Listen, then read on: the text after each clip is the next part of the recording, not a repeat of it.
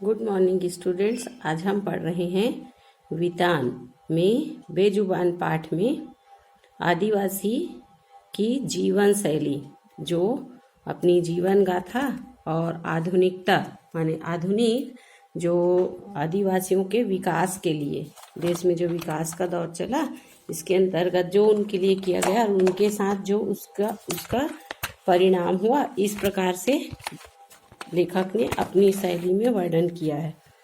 लेखक कहते हैं, ये पेड़ आप देख रहे हैं ना, हमारे बाबा का लगाया हुआ था और मैं तो इस जंगल में हर पेड़ को पहचानता हूँ, हर एक पेड़ को। इस प्रकार से जन्म और बचपन से लेकर जीवन का जितना समय उसने बिताया, प्रकृति में जितनी भी चीजें हैं उसका उसने अवलोकन कर लिया था। इस आम का फल कितना मीठा होता है कि इतना मीठा होता है कि बच्चे कच्चे ही तोड़कर खा जाते हैं, और यह आम भादों तक फल देता है। जब सावन भादों का महीना आ जाता है, जिस समय लगभग आम का सीजन चला गया रहता है, तब भी इसमें फल आता है। उस पेड़ को देखो, कितनी बड़ी स्याही की लता चढ़ी है। जब मैं छोटा था तो बड़ा नटखट था, बचपन में बंदर की तरह चढ़ जाता था। एक दिन उस स्याही पर से पैर फिसल गया, मर ही गया होता। माने ऊंचे पेड़ से गिरकर, माने ऐसा लग रहा था जैसे हड्डी पसली टूट जाती, मृत्यु हो जाती। पांडु गुनिया ने जान बचाई थी। अपनी जीवन गाथा को बताते हुए कहता है, यह मालूम हुआ कि पेड़ उसी महुआ के पेड़ के नीचे ककसाड़ के नाच में। अब वह आगे अपने बारे में बता रहे हैं कि आदिवासियों की अलग अलग परंपराएं होती हैं। विवाह के लिए जो होता है उसके बारे में बता रहे हैं कि ककसाड़ का नाच माने एक प्रकार का नृत्य होता है, जिसमें शामिल हुई थी वह सुधरी मेरा कंघा छीनकर भाग गई थी। ये उनके में एक परंपरा होती है, और कंघा छीनकर पेड़ के नीचे छिप गई थी। फिर वहीं बैठकर खूब देर तक खूब बात की। उसी दिन तो वह पहली बार हमारे गांव में नाचने आई थी, माने आसपास के कहीं की थी, और उसी दिन उससे परिचय हुआ था। आप नहीं समझेंगे बाबू, आप नहीं समझेंगे। माने शहर की जो जीवन शैली होती है, प्रकृति से यह लगाव जो हमारा है, उसे आप नहीं समझ पाएंगे। ये पेड़ हमारे साथ दुख में रोते हैं, हमारे सुख में हंसते हैं, क्योंकि पूरे जीवन शैली उनको इन्हीं के साथ बिताना है। इस प्रकार ढल जाती है जीवन शैली उनकी। ऐसा लगता है मानो ये प्रकृति, पेड़ पौधे हमारे दुख में ये भी दुखी हो रहे हैं और हमारे सुख में हंसते हैं। चांदनी रात ककसाड़ नाच में पेड़ भी झूमते हैं। ऐसा लगता है हवाएं चलती हैं और ये भी हमारे साथ नृत्य कर रहे हैं। बांस के कुंज, जहाँ पर बहुत से एक साथ पेड़ होते हैं, झुंड जो जमा होता है, उसके लिए कहा गया है। ये बांस के कुंज माने बहुत सारे बांस के झाड़ हैं, और मस्ती में आकर हमारे साथ गाते हैं, क्योंकि ये पतले पतले होते हैं, हवाएं चलती है तो एक दूसरे से टकराते हैं। तो ऐसा लगता है मानो हम जो स्वर निकाल रहे हैं गाने का, वे ये पेड़ भी कर रहे हैं। के रो। इस प्रकार देखो वह लड़की कैसे पेड़ के पीछे झांक रही है आपको। वह बता रहा है कि देखो किस प्रकार यह लड़की है और आपको देख रही है। लाख समझाने पर इसकी समझ में ही नहीं आता। शहर के लोग हैं, ना जाने कब किस काम से कौन आदमी बाहर से आया है, इन लोग को समझाने से समझ ही नहीं आता। बाहर का आदमी देखा और भागी जंगल में। अरे कोई भी एक से थोड़ी न होते हैं, माने सभी कोई एक से थोड़ी न होते। किसी का व्यवहार कैसा होता है, किसी का व्यवहार कैसा होता है। तो बाहर के आदमी के पीछे इन्हें अपना समय नहीं बिताना चाहिए। पर नहीं कहती है, हमें डर लगता है, आदमी से डर लगता है। कैसे समझाऊं? आदमी से डर लगता है, जंगल से नहीं। वे अपनी इस संस्कृति को प्रमाणित करते हुए कहते हैं कि जंगल से डर नहीं लगता, माने हम इस जंगल में ढले हुए हैं कि यहाँ का क्या किस प्रकार का होगा, हमें यहाँ से किसी प्रकार का कोई खतरा नहीं लगता। आदमी से तात्पर्य है जो इस प्रकार से विकास कार्य के नाम पर शहर से जो अलग अलग नियुक्ति होती है और आते हैं, उनसे डर लगता है कि न जाने कभी ये सामाजिक व्यावहारिक किस तौर पे हमें बहका ले या गांव के लड़के लड़कियों को और हमारे साथ कुछ गलत हो जाए। जंगल की बात आपको अच्छी नहीं लगी? चलिए तो फिर कहीं और घूम आए चलिए। और आगे बताते हुए, ये रास्ता बेड़मा पदर को जाता है, माने ये जो स्थानीय गांव है ऐसा ही उसके आगे और गांव का नाम है। फूल पदर के पहले हमारे बाप दादे बेड़मा पदर में ही रहते थे। अपनी और आगे की कहानी बताते हुए, शेरखोरी के कारण, माने शेर बार बार यहाँ आते थे और उन्हें परेशानी होती थी, कभी पालतू जानवरों को, कभी घर में जो भी हैं उनको नुकसान होता था, इस कारण वे वहां से हट गए। अभी भी माटी देव की पूजा करने वहीं जाते हैं, माने अपने इष्ट देव कुल देवता जिसे मानते हैं उसकी पूजा करने हम वहीं। ये हमारे गांव के गाता कल्प पत्थर के बने मृतकों की स्मृति चिन्ह, जैसे आज सीमेंट से बनाया जाता है तो दफनाने के बाद एक पत्थर का वहां पर स्मृति चिन्ह होता था, उसे कहा जाता है गाता कल्क।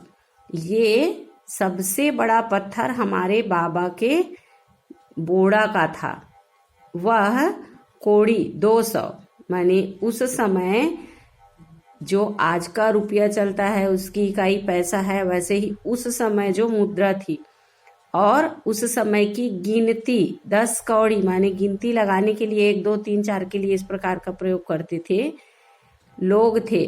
4 दिन खोजने के बाद तो पत्थर मिला था, बहुत बड़ा पत्थर ढूंढ रहे थे कि स्मृति चिन्ह में बड़ा सा बड़ा पत्थर लगाया जाए। बताते हैं कि मांझी मन तो और भी बड़ा पत्थर चाहते थे, और भी बड़ा पत्थर मिल जाए, इससे दूना पर 70 के बचलते थोड़ा ही मिला, और वे मुखिया थे। आपको नहीं मालूम, बाबा बताते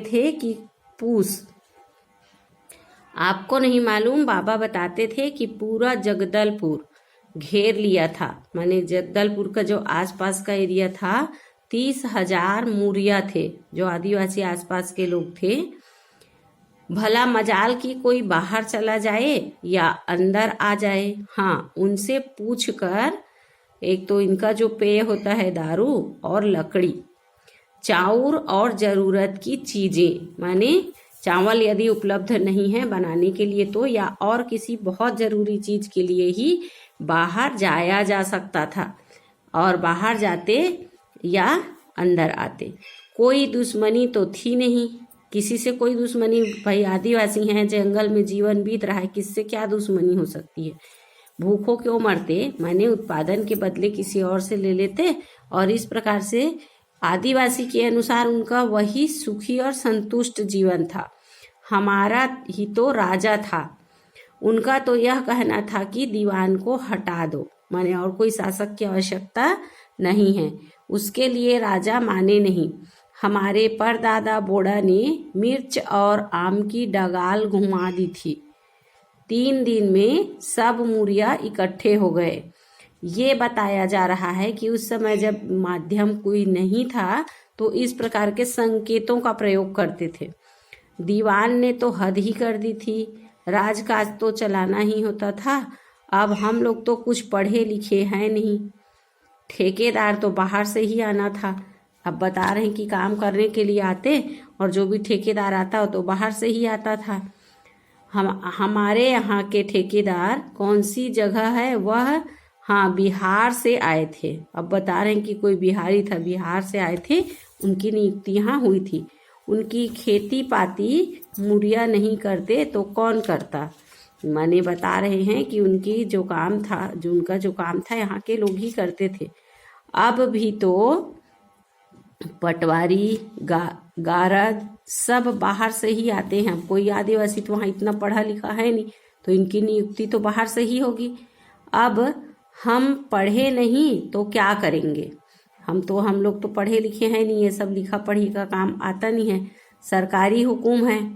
लेकिन उस समय तो अरे कुछ मत पूछिए, बाबा कहते थे कि किसी के घर का क्या काम है, उनका खेत खराब हो रहा है, कुछ भी हो रहा है तो दीवान का हुक्म है सब छोड़कर जाओ। माने यदि कोई सरकारी काम के बहाने आपके इस प्रकार की दखलंदाजी कर रहा है तो यहाँ से चले जाओ। शिकार के लिए 10-10 कौड़ी माने 200 आदमी, लगभग 200 आदमी आते थे। अरे एक सांबर मिल गया तो उससे साल तो नहीं कटती। अब एक कोई बड़ा सा हिरण मिल गया या सांभर मिल गया तो उसी से तो पूरा समय नहीं चल जाएगा। अपना पेट तो यही धरती माता ही भरती है। माने बाहर का कोई आदमी आया और यह बोला कि हम शिकार कर लेंगे, उसका साथ यदि दे 1 दिन करेंगे और ये कितने दिन तक चलेगा। हम अपनी कृषि उत्पाद जो जंगल के उत्पाद है उससे ही जीवन चलाते हैं। वह बता रहे हैं कि अपना पेट तो यही धरती माता ही भरती। हाँ, कहते हैं कि यह दीवान महाराज को भी बस्तर के बाहर भेज रहा था। अब बता रहे हैं कि दीवान के रूप में जिसकी नियुक्ति हुई थी तो वो राजा को भी भेज देता था। बोड़ा को खबर लगी तो वहीं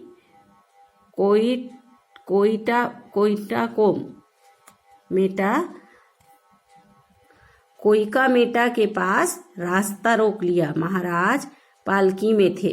बोड़ा ने कहा हमें छोड़कर मत जाओ। कोई सरकारी आदेश के नाम पर जो यहाँ स्थानीय हम रह रहे हैं उनको छोड़कर यहाँ से मत जाओ। 2 मुरिया तो वहीं मर गए। पर फिर बोड़ा भी अपने घर आ गया। मतलब उनको लगा कि इतना ये लोग कह रहे हैं, उसने नहीं। दीवान को भी पकड़ लिया और जगदलपुर का घेरा। ना मालूम कौन जासूस खबर भेज दिया। ये बता रहे हैं कि जो स्थानीय शासन था अंग्रेजों का, उस समय अंग्रेजी फौज आई उधर उड़ीसा जयपुर की तरफ से। बताते हैं कि बड़ा अच्छा साहब था। ऐसा बोला जाता था कि अच्छा साहब है, लेकिन न जाने ये सब क्यों हुआ। उनकी फौज बाहर खड़ी रही और बाबा ने राजा से मिलने दिया कि भाई जो भी बात है बातचीत सुलह करके आगे बढ़ा जाए। बोड़ा ने कह दिया कि हमारी किसी से कोई लड़ाई नहीं है, पर हम दीवान को नहीं चाहते। हमारे राजा अच्छे हैं कि हम यहाँ पर रह रहे हैं तो हम ये नहीं चाहते कि आपका नियुक्त किया हुआ दीवान हमारे ऊपर शासन करे, बल्कि हमें अपना राजा चाहिए। अंग्रेज साहब 8-10 दिन रहे, कोई झगड़ा नहीं हुआ। हमारे राजा तो इतने अच्छे हैं कि अंग्रेज साहब 10 दिन रहे, कोई झगड़ा नहीं हुआ। बहुत मुरियों ने बात की, बहुत से लोगों ने उनसे बातचीत भी की। फिर अंग्रेज साहब दीवान को अपने साथ ले गए कि चलो जिसकी नियुक्ति की थी उसको साथ में लेकर चले गए। बाबा ने भी घेरा तोड़ा कि चलो जो हम चाहते थे वह हो गया, बात खत्म हुई। सब मुरिया जहाँ के तहाँ चले गए। माने जिन लोग जहाँ पर रहते थे अपने स्थानीय निवास में। ये उसकी एक स्मृति है। किसकी? आदिवासी की। जो ये बता रहे हैं कि अब हमसे कोई कुछ पूछता है तो हम किस लिए नहीं बोलते हैं, क्योंकि उस समय पे ये इस प्रकार आते और हमारे साथ ये सब होता था। इस पाठ का नाम बेजुबान कितना उचित है, अपने विचार लिखिए। पिछली कक्षा में आपको प्रश्न पूछा गया था कि बेजुबान कौन है, बेजुबान क्यों है। क्यों है वह बेजुबान? क्योंकि वह आशा के अतीत नहीं बोलता। या तो कोई हंसते हैं या उसके बाद से नाराज हो जाते, इसलिए वह बोलना नहीं चाहता। माने जुबान रहकर भी नहीं बोल रहा, इसलिए इसका शीर्षक बेजुबान उचित ही है। हरे रंग का है यह तोता। लेखक को यह पाठ की यह बात क्यों समझ में नहीं आया? क्योंकि स्थानीय भाषा में, गोंडी भाषा में तोता को क्या कहा जाता है? रूपा कहा जाता है। इसलिए शिक्षक के तोता पढ़ाने पर कि हरे रंग का है यह तोता, उसे पाठ समझ ही नहीं आया। धान कोई बेचने के लिए होता है। लेखक द्वारा ऐसा कहे जाने के क्या कारण होंगे? क्योंकि स्थानीय स्तर पर उस समय वहां वस्तु विनिमय करके वहां जीवन बिताया जाता था। केवल मुद्रा के लिए, माने पैसों के लिए अपने कृषि उत्पाद को वे नहीं बेचते थे। इसलिए धान बेचने के जब भाव पूछा गया तो उसे आश्चर्य हुआ।